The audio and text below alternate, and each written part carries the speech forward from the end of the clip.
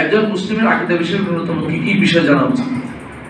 একজন মুসলিমের আকীদা বিষয়ের ন্যূনতম জানা উচিত, হ্যাঁ, যেটা রাসূল সাল্লাল্লাহু আলাইহি ওয়াসাল্লাম জিবরিলকে বলেছিলেন, আমানতু বিল্লাহি ওয়া মালাইকাতিহি ওয়া কুতুবিহি ওয়া রুসুলিহি ওয়াল ইয়াউমিল আখির ওয়াল কদরি খাইরিহি ওয়া শাররিহি। কয়টা জিনিস? 6টা। এই 6টা জিনিস পরিপূর্ণভাবে জানা উচিত। জানা উচিত কেন?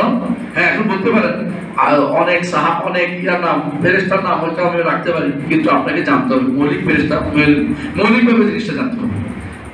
রুবুবিয়তের মৌলিক আকীদা বিষয় আপনাকে জানতে হবে, কিন্তু রবের অনেক কর্ম হয়তো আপনি জানেন না। তো আল্লাহ তাআলা কত সৃষ্টি করে, সব সৃষ্টির নামও বুঝতে হতে পারবেন, ওটা দরকার নেই। কিন্তু আল্লাহ তাআলা যিনি স্রষ্টা, তিনি মালিক, তিনি পরিচালক, তিনটা রুবুবিয়ত জানবেন। নাম ও গুণ সবগুলি মুখস্থ না করলেও আল্লাহর অনেক সুন্দর সুন্দর নাম, অনেক সুন্দর সুন্দর গুণ সবগুলি মানতে হবে, বলতে হবে। আল্লাহর সমস্ত কর্ম তার স্বীকৃতি দিতে হবে। আল্লাহর জন্য সমস্ত ইবাদত আমি করবেন, স্বীকৃতি দিতে হবে। অনেক ইবাদত আপনি হয়তো আমল করেন না, সারা জীবন আপনার আসবেও না, সেটার জন্য আপনি দায়ী হবেন না, কিন্তু এইভাবে মৌলিকগুলি অবশ্যই জেনে নিতে হবে।